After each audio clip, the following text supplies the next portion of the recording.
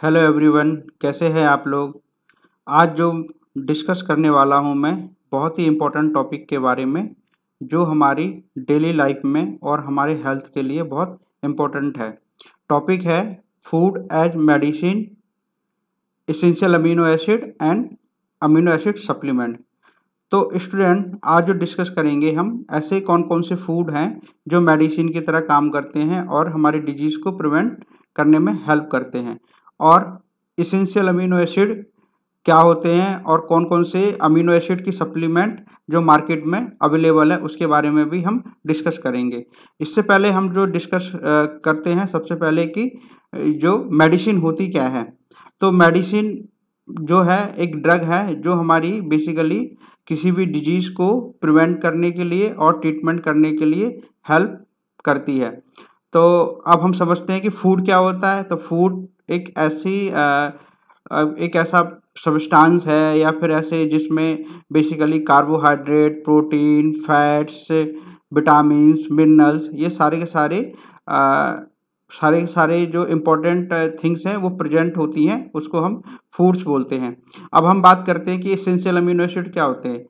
तो स्टूडेंट, जो essential amino acid हम उन अमीनो एसिड को बोलते हैं जो हमारी बॉडी में सिंथेसाइज नहीं होते, उनको हम अपनी बॉडी में एज ए फूड सोर्स से गेन कर सकते हैं या उसको हम ले सकते हैं, राइट। तो हम स्टार्ट करते हैं यहाँ पे सबसे पहले कि फूड एंड मेडिसिन में कैसे हमारा काम करेंगे। तो सबसे पहले हम स्टार्ट करते हैं कि जो हमारी ह्यूमन बॉडी में किस किस साइट में अमीनो एसिड प्रेजेंट रहते हैं और वो क्या क्या काम करेंगे, राइट। तो यहाँ पर हम सबसे पहले बात करते हैं ब्रेन की। तो ब्रेन में हमारा glycine, phenyl alanine amino acid present रहता है और टायरोसिन और ट्रिप्टोफन प्रेजेंट रहता है। इंटीरियर पिट्यूटरी की बात करें स्टूडेंट तो आर्जिनिन ग्लाइसिन होगा। हार्ट की बात करें तो इसमें लाइसिन मिथ्योनिन होगा, राइट। और हाइपोथैलेमस की बात करें तो फिनाइल एलानिन प्रेजेंट होगा। थायराइड की बात करें तो फिनाइल एलानिन टायरोसिन प्रेजेंट होगा। लंग्स की बात करें तो सिस्टीन प्रेजेंट होगा। लीवर की बात करें तो एलानिन, मिथ्योनिन, थीरोनिन और ट्रिप्टोफन प्रेजेंट होगा।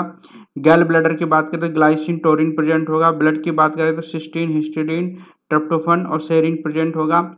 मसल्स की बात करें तो मसल में ग्लाइसिन, लाइसिन, ल्यूसिन, आइसोलिसिन, वैलिन और मैग्नीशियम प्रेजेंट होगा। बोन की बात करें तो हिस्टिडीन और लाइडिन प्रेजेंट होगा। स्किन की बात करें सिस्टीन, लाइसिन, प्रोलिन प्रेजेंट होगा।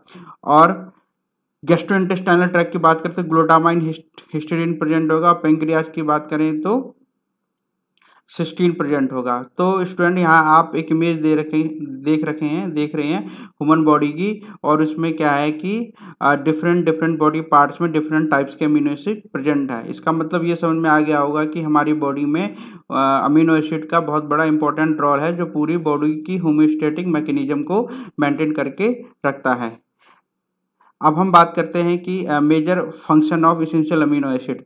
तो स्टूडेंट, मैंने जो अपनी पिछली वीडियो में डिस्कस किया था कि अमीनो एसिड क्या होते हैं। ऐसे सब्सटेंस जिसमें अमोनिया नहीं, अमीनो ग्रुप या carboxylic group plus carbon skeleton के साथ प्रेजेंट होते हैं, उनको अमीनो एसिड बोलते हैं। तो यहाँ पर क्या है कि जो प्रोटीन है ये बहुत सारे अमीनो एसिड से मिलकर बने होते हैं, या हम इसको बोल सकते हैं कि अमीनो एसिड चेन से मिलकर बने होते हैं। तो प्रोटीन जो है उनका मेन काम क्या है, मसल्स की फॉर्मेशन में हेल्प करता है। बोन, स्किन, हेयर और नेल्स की फॉर्मेशन में करेगा। इसके अलावा प्लाज्मा और न्यूक्लियर मेम्ब्रेन को बनाने में भी हेल्प करता है। और हमने पहले भी डिस्कस किया था कि एंजाइम्स जो होते हैं वो प्रोटीन नेचर के होते हैं, यानी कि हम ये बोल सकते हैं कि जो एंजाइम्स हैं वो हमारा बेसिकली प्रोटीन के ही बने होते हैं। इसके अलावा हार्मोन्स भी हमारा अमीनो एसिड पे ही डिपेंडेंट करता है, राइट। या अमीनो एसिड के फॉर्मेशन में hormone basically helpful important role करेगा। अब कुछ हम एग्जांपल शो करते हैं प्रिकर्सर के। जो प्रिकर्सर वेरी हेल्पफुल होते हैं विटामिन के और न्यूरोट्रांसमीटर के एक्शन के लिए, राइट। तो यहाँ पर आप देख रहे हैं कि tryptophan, tyrosine, glutamic acid, arginine, ये सारे क्या है, प्रिकर्सर हैं। किसके लिए? विटामिन के लिए और न्यूरोट्रांसमीटर्स के लिए, राइट। तो ट्रिप्टोफन अमीनो एसिड जो प्रिकर्सर है वो नियासिन और सेरोटोनिन के लिए। टायरोसिन जो है मेलानिन और टीएसएच हार्मोन के लिए है। और कैटिकोलसामाइंस के लिए भी है। ग्लूटामिक एसिड है वो गाबा के लिए, गामा अमीनोब्यूटारिक एसिड, ये हमारा न्यूरोट्रांसमीटर होता है, इसको हम इनहिबिटरी न्यूरोट्रांसमीटर बोलते हैं। आर्जिनिन प्रिकर्सर है नाइट्रिक ऑक्साइड के लिए, ठीक है। तो ये सारे के सारे क्या हैं कि अमीनो एसिड के ऊपर डिपेंडेंट करते हैं और अपने एक्शन को शो करते हैं। तो हमने यहाँ पर बात कर लिया major function of essential amino acid के बारे में, राइट। तो एसेंशियल अमीनो एसिड के बारे में मैंने आपको पहले बता रखा है कि ऐसे अमीनो एसिड जो हमारी बॉडी में सिंथेसाइज नहीं होते हैं, उनको हम डाइटरी सोर्सेज से अपनी बॉडी के अंदर लेते हैं और फंक्शन को शो करते हैं, ठीक है। अब इसके बाद है कि एसेंशियल अमीनो एसिड की डेफिशिएंसी से हमारी ह्यूमन बॉडी में क्या क्या डिसफंक्शन हो सकते हैं। जैसे कि यहाँ पर बता रखा है कि जो टायरोसिन है, राइट, तो टायरोसिन की डेफिशिएंसी से हाइपोथायरॉयडिज्म हो जाता है। तो हाइपोथायरॉयडिज्म की क्या होता है कि जो हमारी बॉडी में थायराइड ग्लैंड होता है, तो थायराइड ग्लैंड थायराइड हार्मोन का सिक्रीशन करते हैं। तो हाइपोथायरॉयडिज्म के केस में क्या होता है कि जो थायराइड हार्मोन की सिक्रीशन कम हो जाती है, राइट, जिसकी वजह से फैटीग, वीकनेस, वेट गेन और hair loss, muscle cramps, depression जैसे सिम्टम्स प्रोड्यूस हो जाते हैं, राइट। सेकंड हम बात करते हैं ट्रिप्टोफन।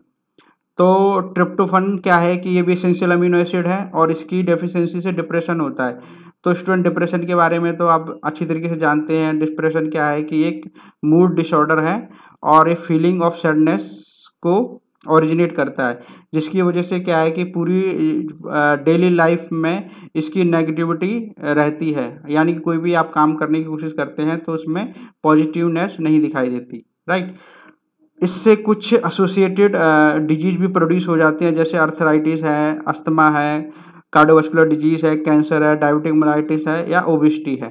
तो स्टूडेंट हमें डिप्रेशन को ज़्यादा नहीं होने देना है, क्योंकि ये बहुत सारी डिजीज को प्रोड्यूस करती है। इसके अलावा सिस्टीन डेफिशिएंसी, तो सिस्टीन डेफिशिएंसी की वजह से क्या होता है कि जो ग्लूटाथायोन है अमीनो एसिड, उसकी डेफिशिएंसी हो जाती है और जो ग्लूटाथायोन है वो हमारा एंटीऑक्सीडेंट की तरह काम करता है।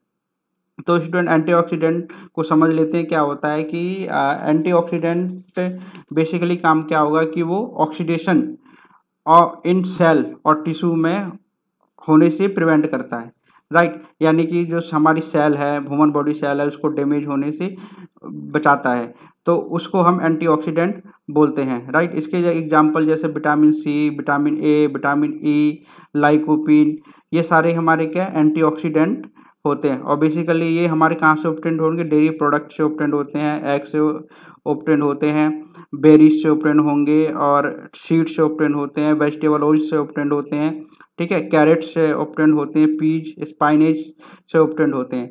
तो एंटीऑक्सीडेंट को हमें बेसिकली जो ग्रीन वेजिटेबल वगैरह या फ्रूट्स वगैरह में प्रेजेंट रहते हैं, तो हमें रेगुलरली बेसिस पे ग्रीन वेजिटेबल और फूड खानी चाहिए। नेक्स्ट है कि लाइसिन डेफिशिएंसी से क्या होगा कि रिटार्डेड ग्रोथ हो जाती है, डेवलपमेंट होती है। तो लाइसिन की डेफिशिएंसी क्या है कि जो ग्रोथ होनी चाहिए ह्यूमन बॉडी की, प्रॉपर तरीके से ग्रोथ नहीं हो पाती, डेवलपमेंट नहीं हो पाता। तो स्टूडेंट यहाँ पे आपने ये समझ लिया होगा कि जो अमीनो एसिड है वो बहुत सारी डिजीज के लिए रिस्पॉन्सिबल होता है। अगर उसकी डेफिशिएंसी हमारी बॉडी में हो जाए तो हमें डेली बेसिस पे क्या करना है, अमीनो एसिड की कंसंट्रेशन को ह्यूमन बॉडी में मेंटेन करके रखनी है। अब मैं यहाँ पर डिस्कस करता हूँ कुछ सिम्टम्स ऑफ अमीनो एसिड के डेफिशिएंसी की कि क्या क्या हो सकते हैं। जैसे कि सबसे पहला है लॉस ऑफ मसल मास भी बोल सकते हैं और मसल वेस्टिंग भी बोल सकते हैं, ठीक है। और लो एनर्जी लेवल भी अमीनो एसिड की डेफिशिएंसी हो सकता है। डिप्रेशन अभी हम डिस्कस कर ही चुके हैं। एंजाइटी होती है, मेमोरी और कंसंट्रेशन प्रॉब्लम हो जाती है, ठीक है। अमीनो एसिड की अगर कमी होगी तो न्यूरोट्रांसमीटर का सिंथेसिस नहीं होगा, और न्यूरोट्रांसमीटर की सिंथेसिस नहीं होगी तो जो हमारे साइकोलॉजिकल फंक्शन है ब्रेन के या मेमोरी कंसंट्रेशन है उसमें प्रॉब्लम आएगी।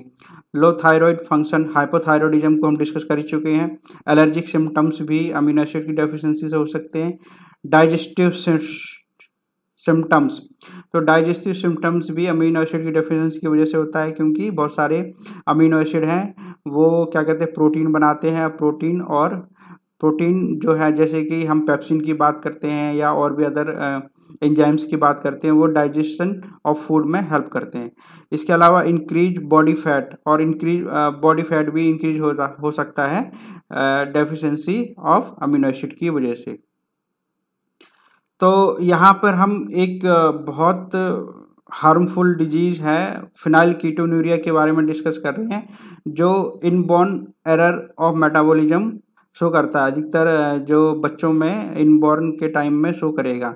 तो इसमें बेसिकली क्या होगा कि जो फिनाइल एलानिन है वो एसेंशियल अमीनो एसिड है, उसका मेटाबॉलिज्म कम हो जाता है या मेटाबॉलिज्म खत्म हो जाता है, क्योंकि कुछ पेशेंट्स में या चिल्ड्रंस में क्या होगा कि फिनाइल एलानिन हाइड्रोक्सिलेज की कमी होती है या एब्सेंट होता है, तो जिसकी वजह से क्या है कि वो टायरोसिन में कन्वर्ट नहीं हो पाता और वो हेल्थ के रिगार्डिंग प्रॉब्लम शो करता है, राइट। तो यहाँ पर एक ये इमेज दे रखा है समझाने के लिए कि अगर हम बात करते हैं नॉर्मल, तो नॉर्मल क्या है कि प्रोटीन फूड से मिला और जो प्रोटीन मसल से है तो हमारे ब्रेकडाउन अमीनो एसिड में हुई, तो अमीनो एसिड में जो कन्वर्जन हुआ वो फिनाइल एलानिन में और अदर अमीनो एसिड में कन्वर्ट हुआ। तो फिनाइल एलानिन है जो फिनाइल एलानिन हाइड्रोक्सिलेज की प्रेजेंस में टायरोसिन में कन्वर्ट हो जाता है और अपने अदर फंक्शन को एक्टिवेट करता है, ठीक है। ये तो नॉर्मल प्रोसेस है। अब हम बात करते हैं फिनाइल कीटोन्यूरिया के केस में।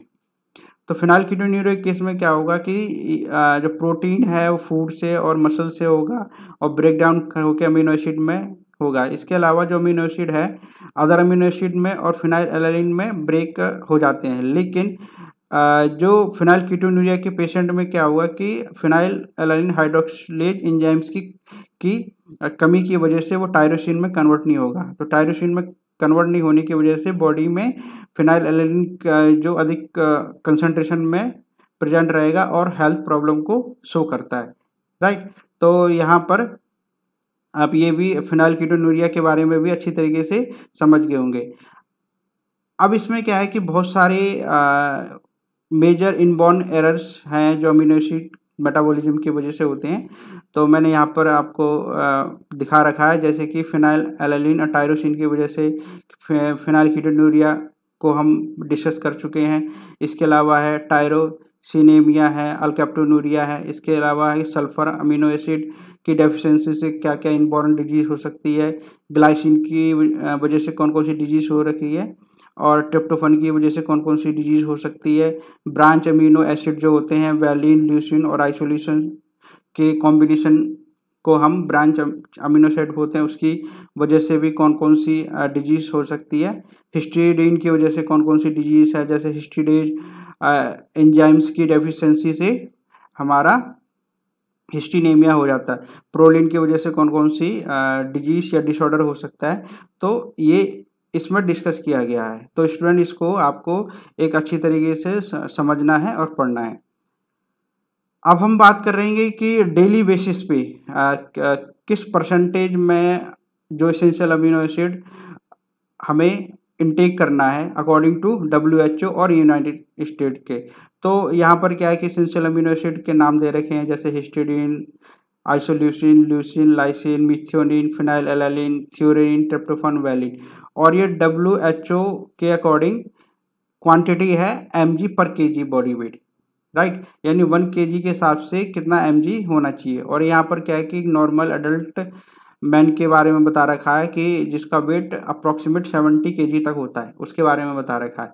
इसके अलावा US के गाइडलाइंस को फॉलो किया गया है अकॉर्डिंग टू पर बॉडी वेट के अकॉर्डिंग।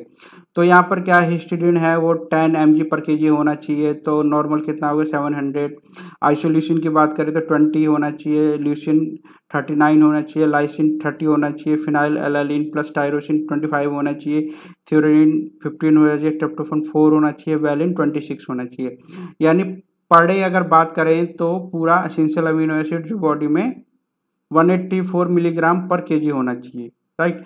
और इस केस में एक एडल्ट मेल की बात करें जो 70 kg का है, उसमें 12,880 mg होना चाहिए, राइट। और यूनाइटेड स्टेट के अकॉर्डिंग इसकी जो पर kg बॉडी वेट के अकॉर्डिंग है 215 mg होना चाहिए।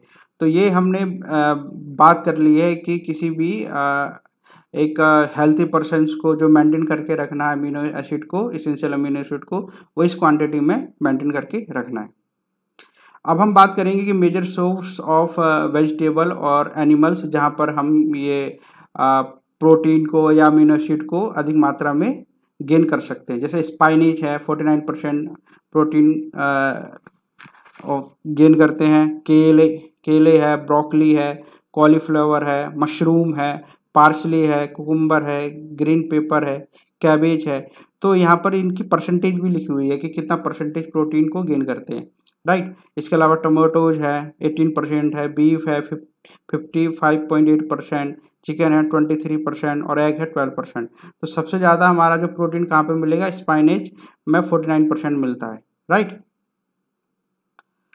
अब यहाँ पर क्या है कि बहुत सारे अमीनो एसिड की मैंने लिस्ट बना रखी है, जो एसेंशियल अमीनो एसिड है, और ये एसेंशियल पर्टिकुलर एक एक अमीनो एसिड किस किस जगह पर कौन कौन से फूड में ये किस कंसंट्रेशन में होगा या अधिक कंसंट्रेशन में पाया जाता है। जैसे हम बात करें हिस्टिडीन की, तो हिस्टिडीन सबसे अधिक कहाँ पर पाया जाएगा, एग में पाया जाएगा, सोए प्रोटीन में पाया जाएगा, पार्मेसीन में पाया जाएगा, सीसेम्स में पाया जाएगा, पीनट्स में पाया जाएगा। तो इसी तरीके से आइसोल्यूसिन के बारे में बता रखा है, ये एग में पाया जाएगा, सोए प्रोटीन में पाया जाएगा, और ये टोफू में पाया जाता है, वाइट फिश में पाया जाता है, पॉर्क में पाया जाता है, पार्मेसन में पाया जाता है। इस तरीके से मैंने इन सब एसेंशियल अमीनो एसिड के मेन सोर्स के बारे में बता रखा है कि कहाँ कहाँ पर होगा। तो स्टूडेंट, अगर हमें ये पता चल जाए कि टायरोसिन की डेफिशिएंसी से हमें कोई डिजीज हो रही है, तो हम केवल इन सोर्स के थ्रू अपनी डेफिशिएंसी को कम कर सकते हैं, डेफिशिएंसी अमीनो एसिड को कम कर सकते हैं।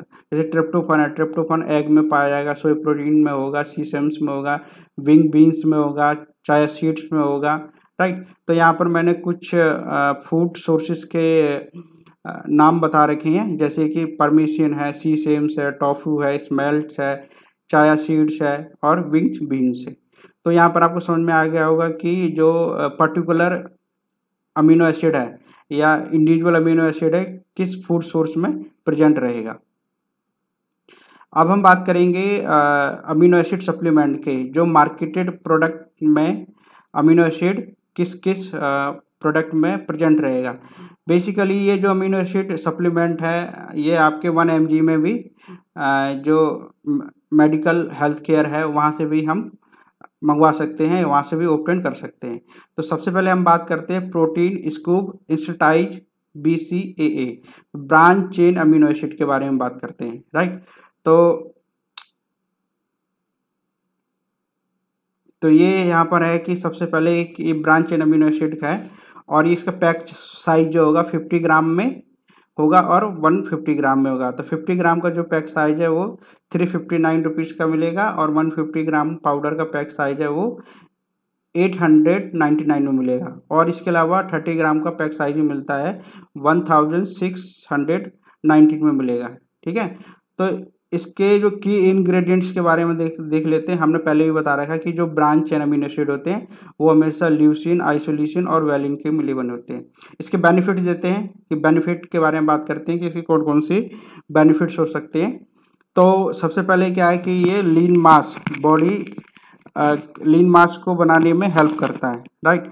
एनर्जी लेवल को बढ़ाने में भी हेल्प करेगा। इसके अलावा ये मसल्स को या मसल वेस्टिंग होती है और मसल रिपेयर है उसको भी इम्प्रूव करने में हेल्प करता है। अब इसका डायरेक्शन देख लेते हैं। तो जो भी हमारे प्रोटीन सप्लीमेंट है वो हमें डॉक्टर से के प्रिस्क्राइब से ही करना पड़ेगा या फिजिशियन के ऑर्डर पे ही काम लेनी पड़ेगी। सेफ्टी इन्फॉर्मेशन की बात करें तो सेफ्टी इन्फॉर्मेशन में क्या है कि सबसे पहले हमें इसकी जितने भी इंस्ट्रक्शन हैं या इसमें कुछ जो भी कॉन्ट्राइंडिकेशन है, जो भी एडवाइस है उसको अच्छी तरीके से पढ़ लेना चाहिए, राइट। और हमें केवल इसकी रिकमेंडेड डोज ही लेनी चाहिए, एक्सेस डोज को नहीं लेनी चाहिए, और चिल्ड्रंस से दूर रखना चाहिए, और कूल और ड्राई प्लेस में इसको स्टोर करना चाहिए, और लाइट से हमें बचाना चाहिए। तो ये हमारा पहला एक अमीनो एसिड सप्लीमेंट हो गया है, राइट। तो इसको लेके हम अपने बॉडी को फिट रख सकते हैं। दूसरा है हमारे पास HealthVit L-glutathione reduced to 50 mg capsule. तो अभी हमने पिछली स्लाइड में इससे पिछली स्लाइड में डिस्कस किया था, ग्लूटाथायोन है वो एंटीऑक्सीडेंट की तरह भी काम कर सकता है।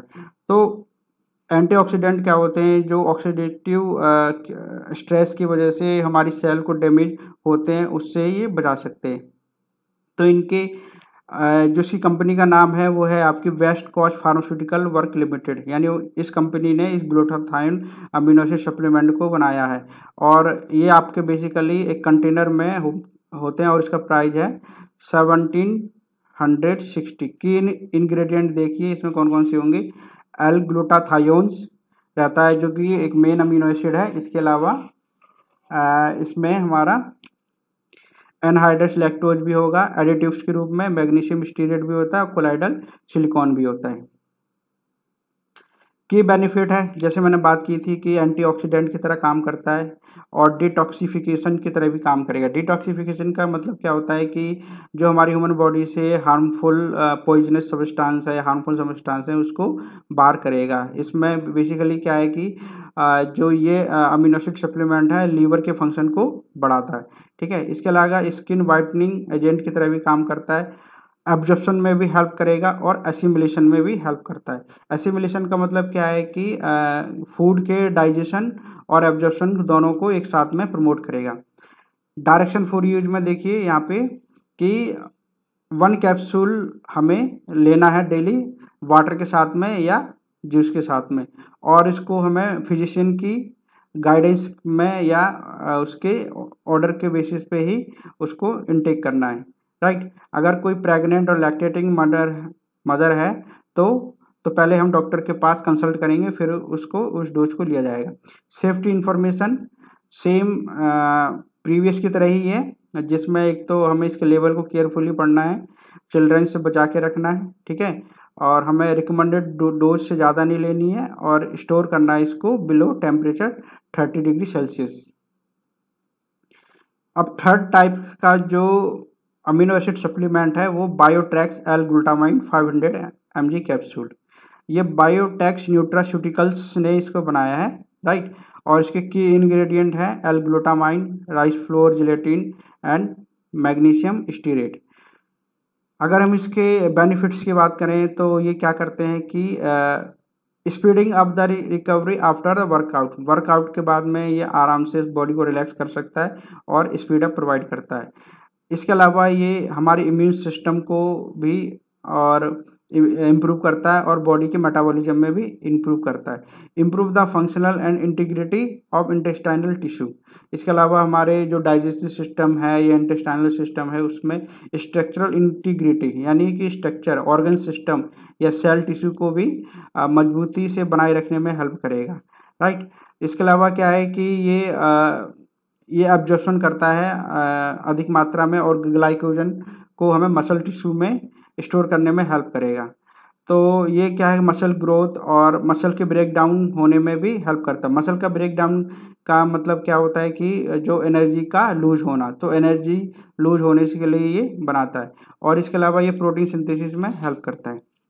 अब इसकी डायरेक्शन फॉर यूज देखते हैं। इसमें क्या है कि 1 कैप्सूल को हमें 1 to 3 टाइम्स डेली लेना है इसको।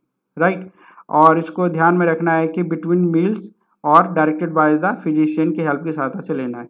सेफ्टी इन्फॉर्मेशन क्या है इसकी?